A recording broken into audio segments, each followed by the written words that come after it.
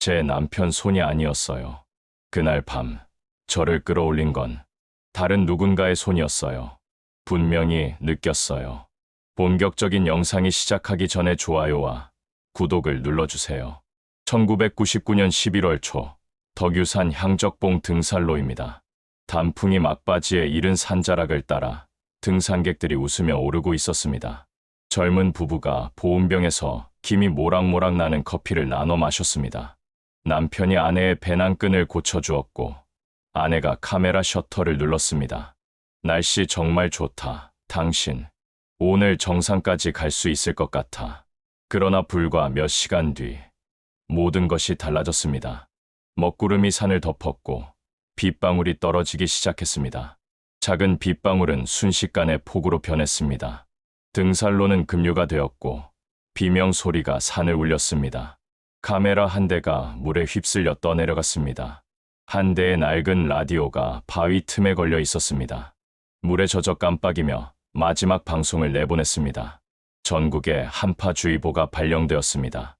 특히 산간 지역 주민과 등산객 여러분께서는 라디오가 멈췄습니다. 그 옆에 손목시계 하나가 바위에 걸려 있었습니다. 지침과 분침이 밤 11시 20분을 가리킨 채 멈춰 있었습니다. 1999년 11월 7일 덕유산에서 일어난 폭우 참사는 14명의 목숨을 앗아갔습니다. 생존자는 단 한 명이었습니다. 그러나 그 한 명의 생존에는 설명할 수 없는 무언가가 있었습니다. 그날 밤 6시간 동안 도대체 무슨 일이 있었던 걸까요? 그해 11월 기상청은 이례적인 기상 변화를 경고하고 있었습니다. 초겨울 한파와 동시에 강한 저기압이 내륙으로 진입하면서 중부 산간 지역에 집중호우가 예상된다는 것이었습니다. 하지만 주말을 맞아 이미 많은 등산객들이 단풍 구경을 위해 산으로 향한 뒤였습니다. 그 중에는 결혼 5주년을 맞은 한 부부도 있었습니다. 장민호, 35세 남편은 전자 부품 회사에서 일하는 성실한 가장이었습니다. 군 제대 후 산악회에서 활동했던 경험 덕분에 등산에는 자신이 있었죠. 그의 아내 윤다연은 초등학교에서 아이들을 가르치는 교사였습니다. 차분하고 관찰력이 뛰어났지만 평소 남편의 결정을 따르는 편이었죠. 그녀에게는 한 가지 습관이 있었습니다. 작은 일기장을 늘 가지고 다니며 자신의 생각을 정리하는 것이었습니다. 그날도 배낭 안쪽 방수 파우치에 일기장이 들어 있었습니다. 덕유산은 전라북도와 경상남도, 경계에 위치한 해발 1614m의 명산입니다. 하지만 1999년 당시 등산로는 지금처럼 잘 정비되지 않았습니다. 낡은 안내판과 흙길이 이어졌고 곳곳에 위험 구간이 있었습니다. 그리고 산 중턱 어딘가에는 1960년대 폐쇄된 소규모 철광갱도의 흔적이 남아 있었습니다. 대부분의 사람들은 그 존재조차 몰랐습니다. 당시 통신수단은 매우 제한적이었습니다. 휴대전화는 산악 지역에서 거의 터지지 않았고 등산객들은 주로 호각이나 무전기에 의존했습니다. 기상 정보를 확인하는 방법은 아침 라디오 방송이나 전날 저녁 뉴스가 전부였죠. 산에 오른 뒤에는 하늘을 보고 스스로 판단해야 했습니다. 이 사건을 이해하기 위해서는 몇 가지를 기억해야 합니다. 생존자 윤다연의 팔과 어깨에는 이상한 아픈이 남아 있었습니다. 마치 누군가 천장갑을 끼고 그녀를 끌어올린 듯한 자국이었습니다. 그러나 그녀의 남편 장민호는 그날 장갑을 끼지 않았습니다. 무주소방서 구조대장 정광식이 작성한 보고서에는 이런 문구가 있었습니다. 새벽 5시 23분, 생존자 1명 발견, 계곡 상류 바위 틈에서 발견, 의식 희미한 상태. 그런데 마지막 목격 시간은 밤 11시 20분이었습니다. 정확히 6시간 3분의 공백이 존재했습니다. 그 시간 동안 윤다연에게 무슨 일이 있었던 걸까요? 당시 생존했던 다른 등산객 2명이 비슷한 증언을 했습니다. 폭우 속에서 금속이 긁히는 듯한 소리를 들었다고 말이죠. 규칙적이고 날카로운 소리였다고 했습니다. 바위에 나뭇가지가 부딪히는 소리와는 완전히 달랐다고 증언했습니다. 정광식 구조대장은 30년 경력의 베테랑이었습니다. 덕유산 지형을 누구보다 잘 알고 있었고 1970년대부터 이 산에서 수많은 구조 활동을 해왔습니다. 침착하고 원칙을 중시하는 사람이었죠. 그런 그가 보고서에 이상한 메모를 남겼습니다.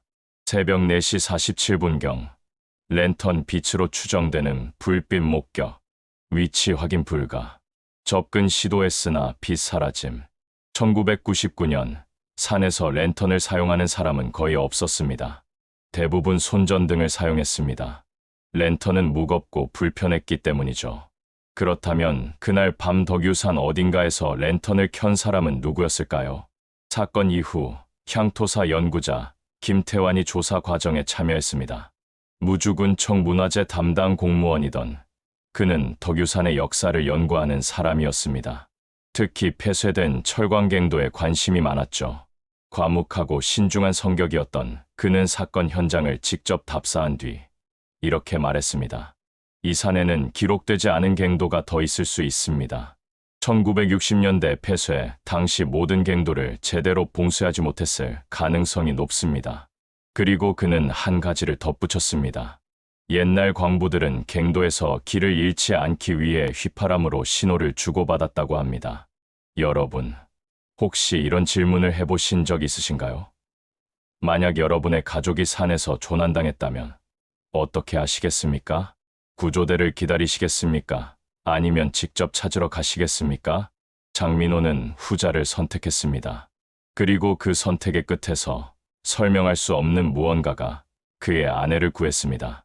1999년 11월 7일 오전 10시 장민호와 윤다연 부부는 무주 버스터미널에서 덕유산행 버스에 올랐습니다.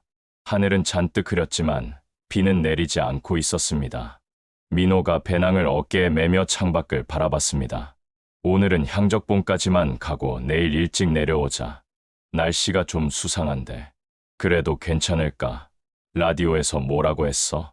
한파주의보만 나왔어. 비 소식은 없었으니까 걱정 마.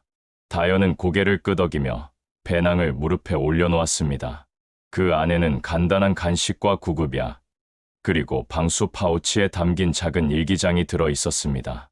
버스는 구불구불한 산길을 천천히 올라갔고 창밖으로 막바지 단풍이 물든 산자락이 펼쳐졌습니다.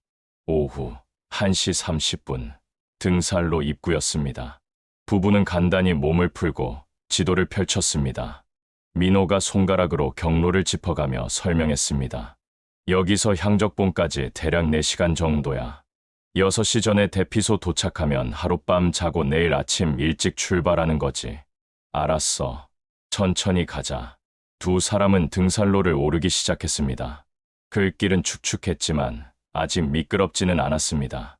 주변에는 다른 등산객들도 보였습니다. 중년 부부 한 쌍, 20대로 보이는 청년 그룹 4명, 그리고 혼자 온 60대쯤 되어 보이는 노인이 지팡이를 짚고 천천히 올라가고 있었습니다.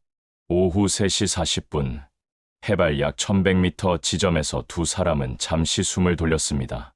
민호가 물병을 꺼내 한 모금 마시며 주변을 둘러봤습니다. 바람이 조금씩 강해지고 있었습니다. 시원하다. 역시 산 공기가 최고야. 그때였습니다. 다연의 손등에 차가운 무언가가 떨어졌습니다. 빗방울이었습니다. 하늘이 빠르게 어두워지기 시작했습니다. 여보, 비와. 벌써 조금만 더 가면 대피소인데. 서두르자. 배낭을 다시 메고 걸음을 재촉했지만 빗방울은 이미 굵어지고 있었습니다. 불과 5분도 지나지 않아 폭우가 쏟아지기 시작했습니다. 지하를 가리는 빗줄기, 순식간에 게을로 변하는 등산로. 민호가 다연의 손을 꽉 잡았습니다. 천천히, 미끄러우니까 조심해.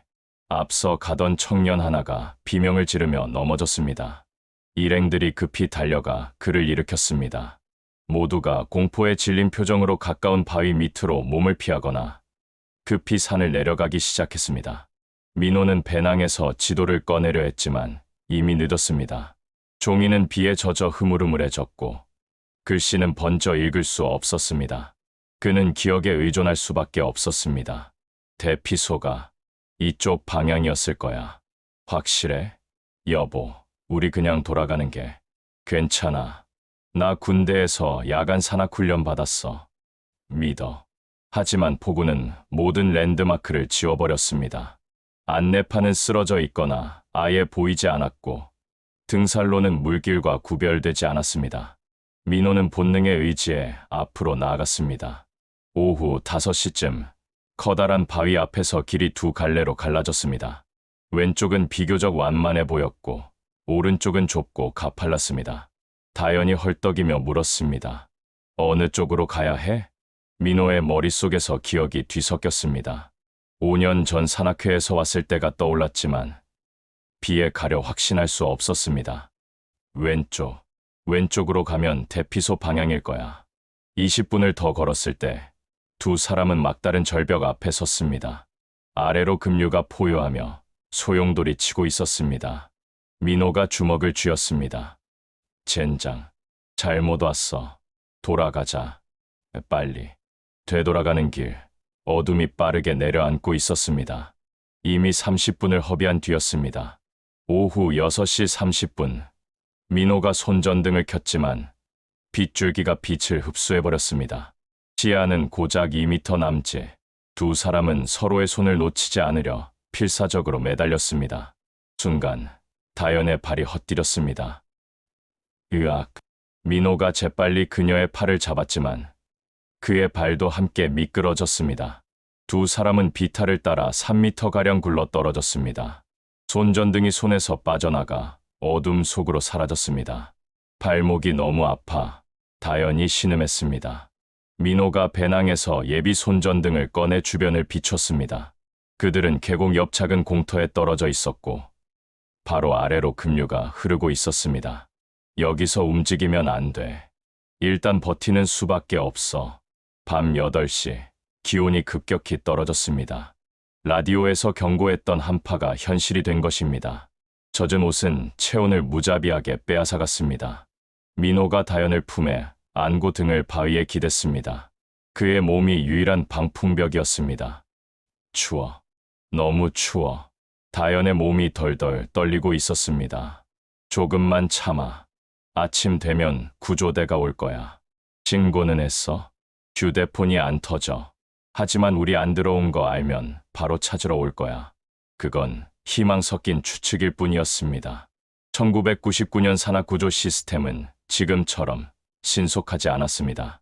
날씨가 좋아질 때까지 기다려야만 했습니다. 밤 10시, 폭우는 더욱 거세졌습니다. 그리고 계곡의 수위가 올라오고 있었습니다. 민호가 손전등으로 물을 비췄습니다. 30분 전보다 분명히 가까워져 있었습니다. 어쩌면 1미터쯤. 다연아, 우리 움직여야겠어. 어디로? 상류 쪽으로 올라가면 더 높은 바위가 있을 거야. 여기서 그냥 버티면 안 돼. 발목이 너무 아픈데. 민호는 깊게 숨을 들이쉬었습니다. 그의 머릿속에서 두 가지 선택지가 싸우고 있었습니다. 움직이는 것도 위험, 가만히 있는 것도 위험. 그런데 수위는 계속 올라오고 있었습니다. 그는 결정을 내렸습니다. 밤 10시 30분, 민호는 결단을 내렸습니다. 움직여야 해. 여기 있으면 물에 잠겨. 그는 다연을 일으켰습니다.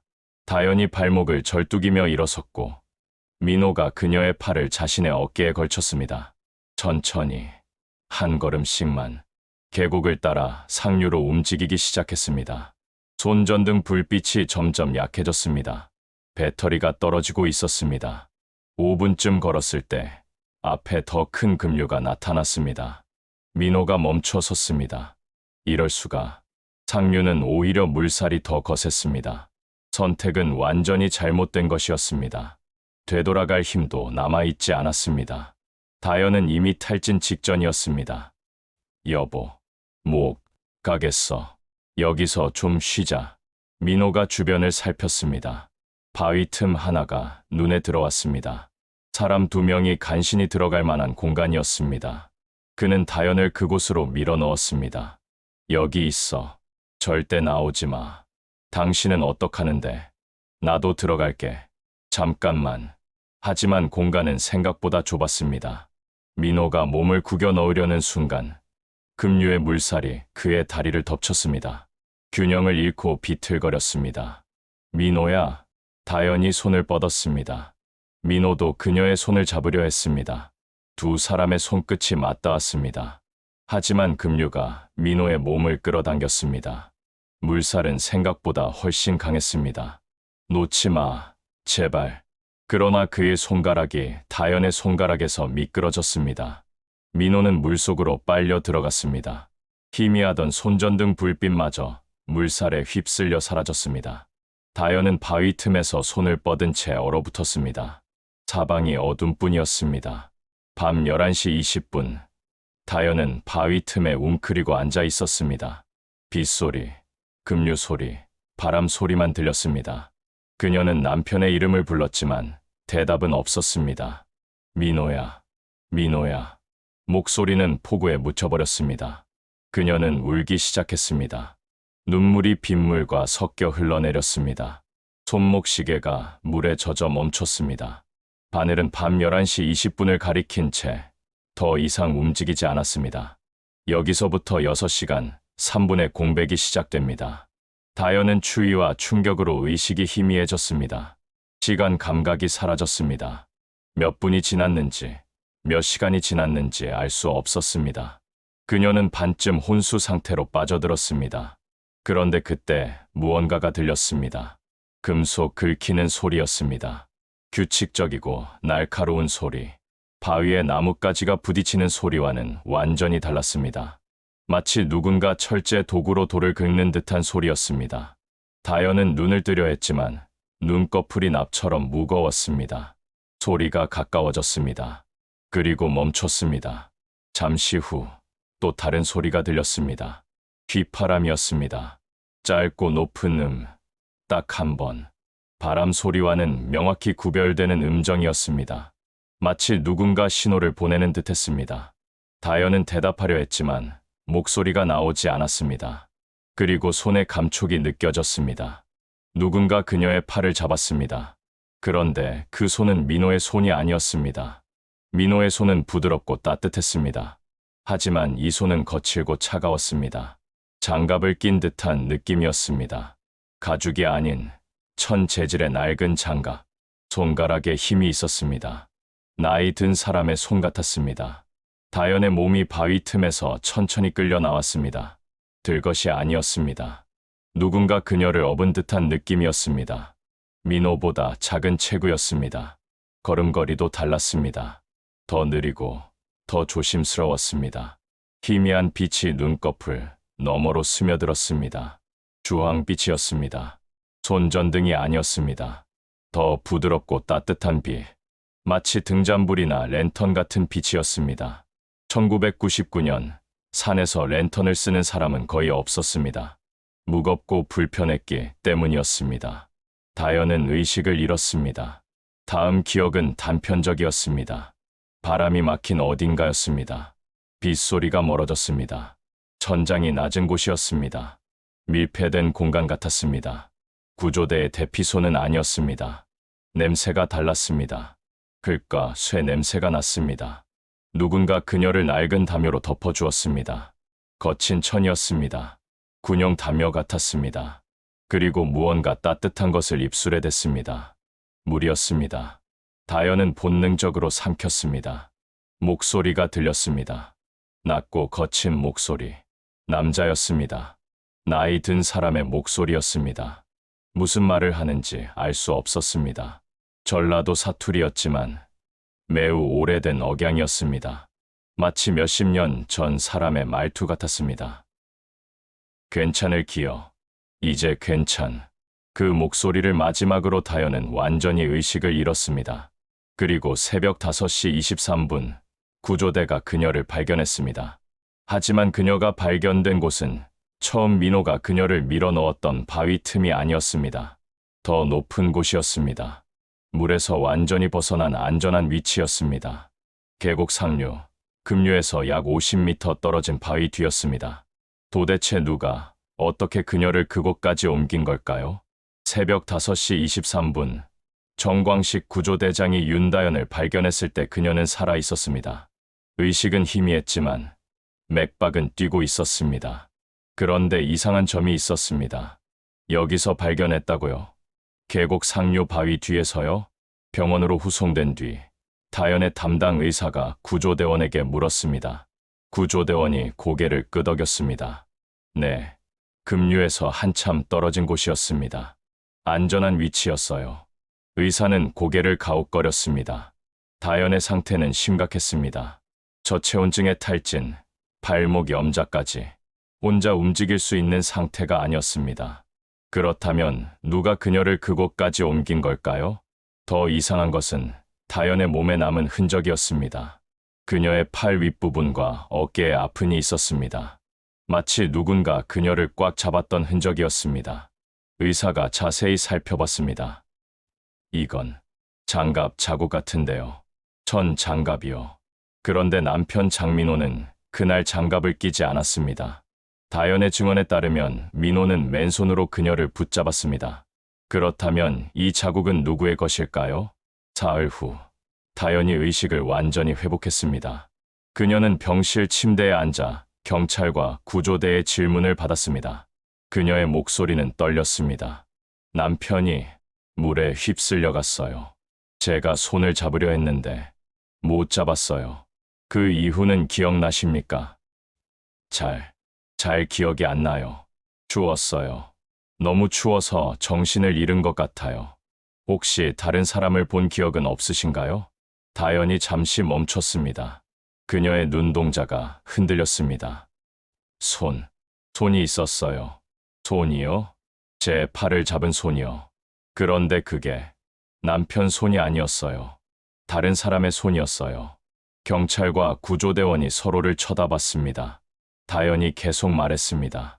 그리고 걸음걸이도 달랐어요.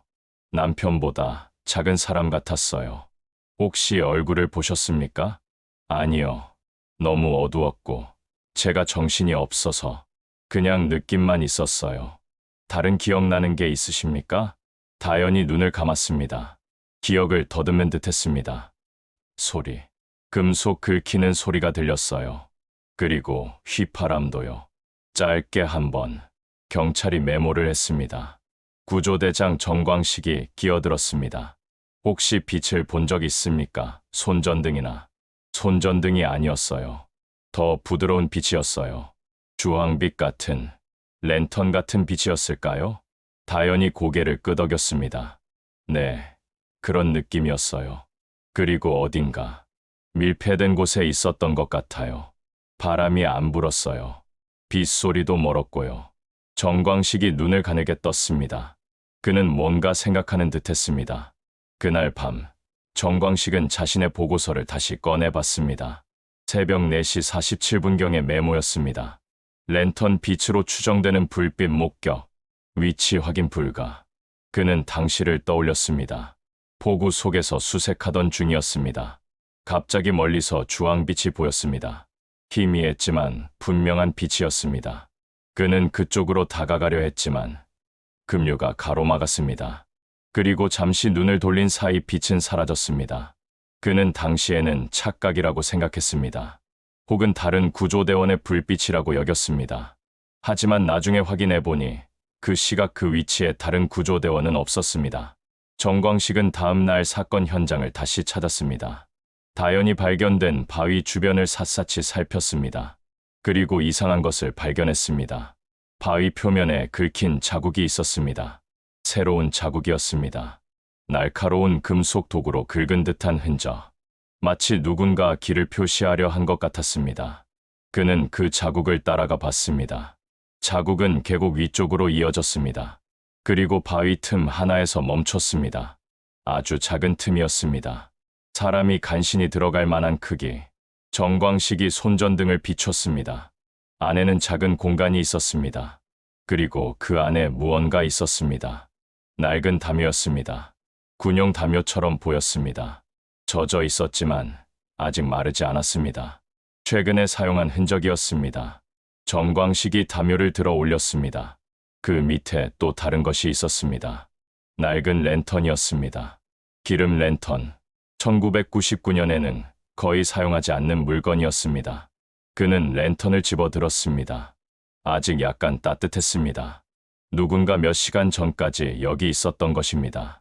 정광식은 주변을 더 살폈습니다. 그리고 바위 뒤편에서 또 다른 흔적을 발견했습니다. 발자국이었습니다. 남성용 등산화 같았지만 아주 낡아 보였습니다. 발자국은 더 깊은 산 쪽으로 이어지다가 바위에 가려 사라졌습니다. 정광식은 그날의 발견을 보고서에 추가했습니다. 하지만 확신할 수 없었습니다. 이 모든 것이 우연의 일치일 수도 있었습니다. 아니면 정말로 누군가 그날 밤 그곳에 있었던 걸까요? 만약 그렇다면 그 사람은 왜 자신의 존재를 숨긴 걸까요? 왜 구조대에게 알리지 않고 홀로 사라진 걸까요? 일주일 후 향토사 연구자 김태환이 조사에 참여했습니다. 무주군청 문화재 담당 공무원이던 그는 덕유산의 역사를 누구보다 잘 알고 있었습니다. 정광식 구조대장이 발견한 랜턴과 담요를 보고 그는 이렇게 말했습니다. 이건 최소 30년은 된 물건들입니다.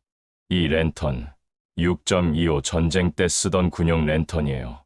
그리고 이 담요도 같은 시기 것으로 보입니다. 그럼 누가 이런 걸 아직까지 쓰고 있단 말입니까? 그게 말씀드리기 좀 그렇지만 이 산에는 오래된 이야기가 있습니다. 김태환은 자신이 수집한 자료를 꺼냈습니다. 낡은 문서와 사진들이었습니다. 1960년대 덕유산 철광 관련 기록이었습니다.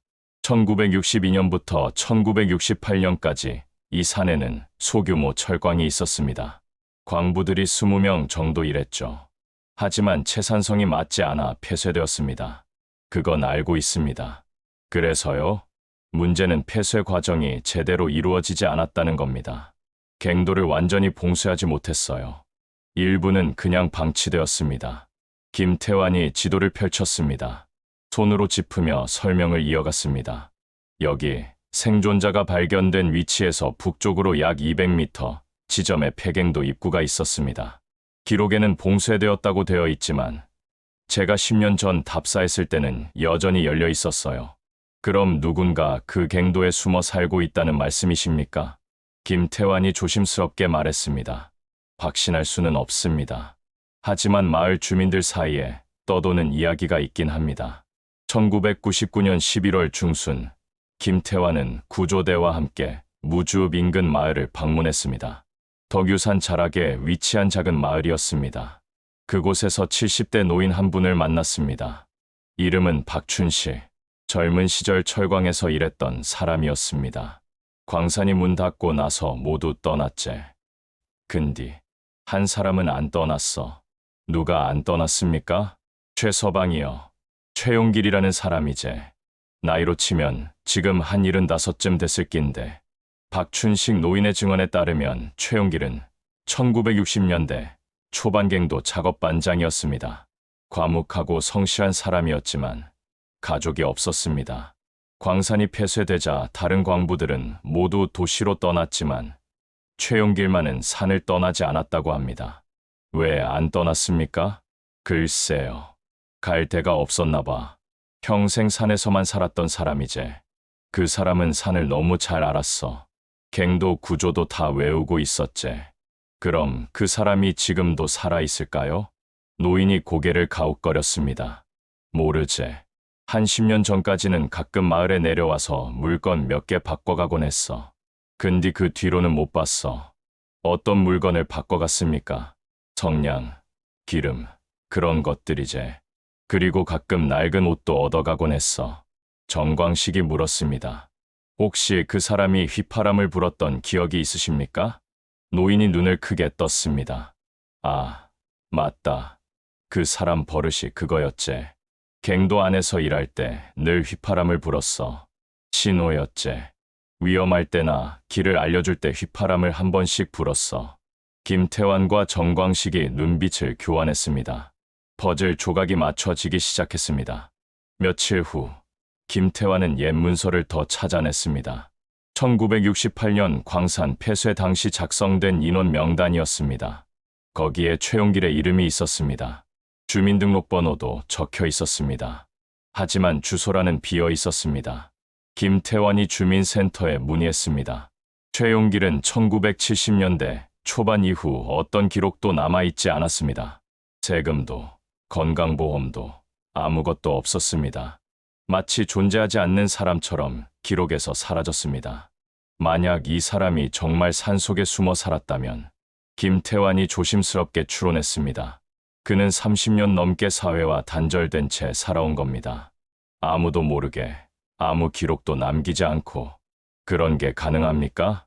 이 산은 넓습니다. 폐갱도도 여러 개고요. 물과 먹을 것만 해결할 수 있다면 불가능하지는 않습니다. 정광식이 물었습니다. 그럼 왜 그 사람은 생존자를 구하고도 모습을 드러내지 않은 겁니까? 아마도 두려웠을 겁니다. 세상에 나가는 게 30년 동안 홀로 살았는데 갑자기 사람들 앞에 나선다는 건 쉬운 일이 아니죠. 김태환이 덧붙였습니다. 그리고 한 가지 더. 옛날 광부들은 갱도에서 방향을 잃지 않기 위해 금속 도구로 벽에 표시를 남겼습니다. 바위를 긁어서 길을 표시하는 거죠. 저는 그게 구조대장님이 발견한 금속 긁히는 자국의 정체라고 생각합니다. 모든 증거가 한 사람을 가리키고 있었습니다. 최용길, 30년 넘게 산속에 숨어 살았을지 모르는 은둔자. 그날 밤 폭우 속에서 윤다연을 구한 사람. 1999년 11월 말 정광식과 김태환은 마지막 답사에 나섰습니다. 생존자가 발견된 지점에서 북쪽으로 200m 떨어진 곳, 바로 폐갱도가 있던 자리였습니다. 두 사람은 덤불을 헤치고 들어갔습니다. 그리고 그곳에서 반쯤 무너진 갱도 입구를 발견했습니다. 나무 판자로 막았던 흔적이 있었지만 판자는 썩어 문드러져 있었습니다. 입구는 열려 있었습니다. 들어가 봅시다. 정광식이 손전등을 켜고 앞장섰습니다. 김태환이 뒤를 따랐습니다. 갱도는 생각보다 깊었습니다. 천장은 낮았고 벽은 축축했습니다. 30m쯤 들어갔을 때 통로가 두 갈래로 갈라졌습니다. 벽에 뭔가 새겨져 있었습니다. 정광식이 손전등을 비췄습니다. 금속 도구로 긁은 화살표였습니다. 새로운 자국이었습니다. 최근에 만들어진 것 같았습니다. 이걸 보십시오. 화살표는 왼쪽 통로를 가리키고 있었습니다. 두 사람은 화살표를 따라 들어갔습니다. 50m쯤 더 걸었을 때 작은 공간이 나타났습니다. 그곳은 누군가의 거처였습니다. 바닥에는 낡은 담요 두어 장이 깔려 있었습니다. 구석에는 깡통과 플라스틱 통이 쌓여 있었습니다. 물을 모아두는 용도로 보였습니다. 벽에는 낡은 옷 몇 벌이 걸려 있었습니다. 그리고 작은 선반 위에 기름 랜턴 하나가 놓여 있었습니다. 누군가 여기서 살았습니다. 김태환이 조심스럽게 물건들을 살폈습니다. 깡통에는 1990년대 초반의 날짜가 찍혀 있었습니다. 옷은 너무 낡아서 언제 것인지 알 수 없었습니다. 정광식이 선반을 더 살폈습니다.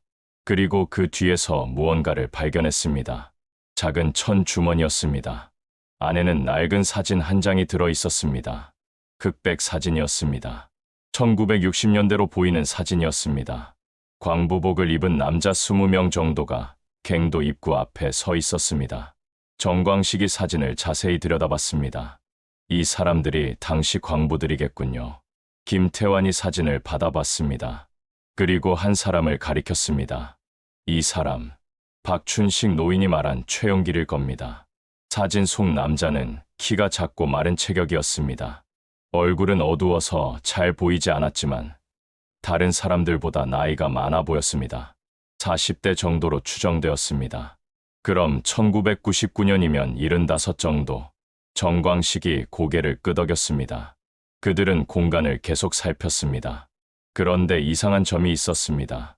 최근 사람이 머문 흔적이 없었습니다. 먼지가 쌓여 있었고 랜턴의 기름도 말라 있었습니다. 여기 몇 달은 아무도 안 온 것 같은데요. 그럼 그 사람은 어디 간 겁니까? 둘은 갱도 안을 더 탐색했습니다. 하지만 다른 흔적은 없었습니다. 갱도는 더 깊숙이 이어졌지만 일부는 무너져 있었습니다. 위험해 보여서 더 이상 들어가지 못했습니다. 밖으로 나왔을 때 김태환이 갱도 입구 근처에서 뭔가를 발견했습니다. 작은 돌무더기였습니다. 사람이 일부러 쌓아 놓은 듯했습니다. 그 위에 나뭇가지 하나가 십자가 모양으로 세워져 있었습니다. 이건 무덤인가요? 정광식이 조심스럽게 물었습니다. 김태환이 고개를 저었습니다. 확실하지 않습니다. 하지만 그럴 가능성이 있습니다. 두 사람은 한동안 말없이 서 있었습니다. 만약 이것이 정말 무덤이라면 최용길은 이미 이 세상 사람이 아닐지도 모릅니다. 혹시 그날 밤 폭우 속에서 윤다연을 구한 것이 그의 마지막 행동이었던 걸까요? 며칠 후 윤다연이 퇴원했습니다. 그녀는 마지막으로 구조대를 찾아왔습니다. 정광식이 발견한 사진을 그녀에게 보여줬습니다. 혹시 이 사람을 기억하십니까? 다연이 사진을 오래 들여다봤습니다. 그녀의 눈가에 눈물이 맺혔습니다. 잘 모르겠어요. 너무 어두웠고 제가 정신이 없어서. 하지만 누군가 당신을 구했습니다. 그건 확실합니다. 다연이 고개를 끄덕였습니다. 네, 누군가 저를 구해줬어요. 분명히. 정광식이 조심스럽게 물었습니다. 마지막으로 한 가지만 더 여쭤봐도 될까요? 혹시 그때 목소리를 들었다고 하셨죠? 무슨 말을 했는지 기억나십니까? 다연이 눈을 감았습니다. 기억을 더듬었습니다. 괜찮다고, 괜찮을 거라고 했어요. 사투리였어요. 오래된 사투리. 그녀가 잠시 멈췄다가 다시 말했습니다. 그리고 하나 더 있었어요. 제가 의식을 잃기 직전에 들은 말이에요. 뭐라고 했습니까? 잘 안 들렸는데. 이렇게 들렸어요. 이제 갈 때가 된 것 같구만. 그런 느낌이었어요. 정광식과 김태환이 서로를 바라봤습니다. 이제 갈 때가 됐다. 그 말의 의미는 무엇이었을까요? 그들은 결코 확실한 답을 얻지 못했습니다. 최용길이라는 사람이 정말 존재했는지, 그가 그날 밤 윤다연을 구했는지, 그리고 지금 어디에 있는지, 모든 것은 여전히 미스터리로 남았습니다. 하지만 한 가지는 분명했습니다. 그날 밤, 폭우와 어둠 속에서 누군가의 손길이 있었다는 것, 그 손길이 한 사람의 목숨을 구했다는 것. 2000년 봄, 윤다연은 덕유산을 다시 찾았습니다. 남편 장민호의 시신은 사흘 뒤 하류에서 발견되었습니다. 그녀는 남편이 마지막으로 있던 곳에 작은 표지석을 세웠습니다. 표지석을 세운 뒤 그녀는 북쪽으로 200m 떨어진 폐갱도를 찾아갔습니다. 정광식 구조대장이 발견했던 그 돌무더기 앞에 섰습니다. 그녀는 가져온 꽃다발을 그 앞에 놓았습니다. 감사합니다. 저를 살려주셔서 정말 감사합니다. 바람이 불었습니다. 나무잎이 바스락거렸습니다. 그녀는 한동안 그 자리에 서 있었습니다. 그러나 아무 대답도 들리지 않았습니다. 2005년 무주군에서 덕유산 등산로 정비 사업을 진행했습니다. 폐갱도들을 공식적으로 봉쇄하기로 결정했습니다. 김태환도 그 작업에 참여했습니다. 최용길이 살았던 것으로 추정되는 갱도를 마지막으로 살펴봤을 때 그곳에는 아무것도 남아있지 않았습니다. 담요도, 랜턴도, 모든 것이 사라져 있었습니다. 마치 처음부터 아무도 없었던 것처럼. 김태환은 갱도 입구를 콘크리트로 영구 봉쇄했습니다. 그리고 작은 명판을 달았습니다. 덕유산 제3갱도. 1962년부터 1968년까지 이곳에서 일했던 모든 분들을 기억합니다. 자, 이제 증거를 정리해 보겠습니다. 윤다연의 팔과 어깨에 남은 천 장갑 자국, 바위에 새겨진 금속 긁힌 흔적, 구조대장이 목격한 새벽 4시 47분의 랜턴 불빛, 생존자가 증언한 휘파람 소리와 오래된 사투리, 폐갱도에서 발견된 생활 흔적들, 그리고 박춘식 노인이 증언한 최용길이라는 이름. 이 모든 증거는 한 방향을 가리키고 있습니다. 30년 넘게 산속에 숨어 살았던 은둔자, 세상과 단절된 채 홀로 살아온 사람, 그리고 그날 밤 폭우 속에서 마지막 선행을 베푼 사람. 하지만 결정적 증거는 없습니다. 어떤 이들은 윤다연이 극한 상황에서 환각을 본 것이라고 말합니다. 저체온증과 탈진 상태에서 만들어진 기억이라는 것입니다. 실제로는 운 좋게 안전한 위치로 밀려났고 그녀의 뇌가 그 공백을 다른 이야기로 채운 것일 수도 있습니다. 또 어떤 이들은 다른 등산객이었을 거라고 추측합니다.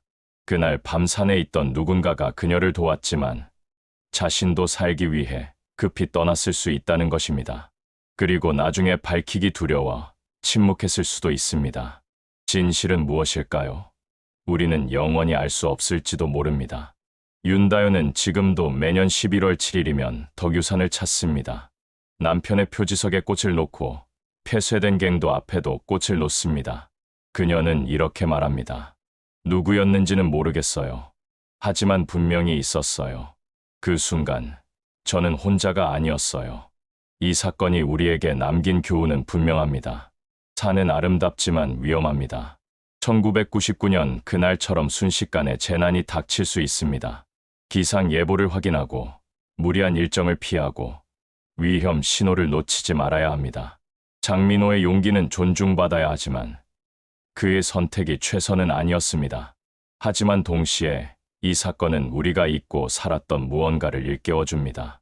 세상 어딘가에는 우리가 모르는 삶을 사는 사람들이 있다는 것.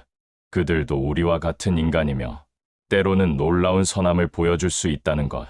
오늘 사연은 여기까지입니다. 이런 영상이 흥미로우시다면 구독과 좋아요를 눌러주세요.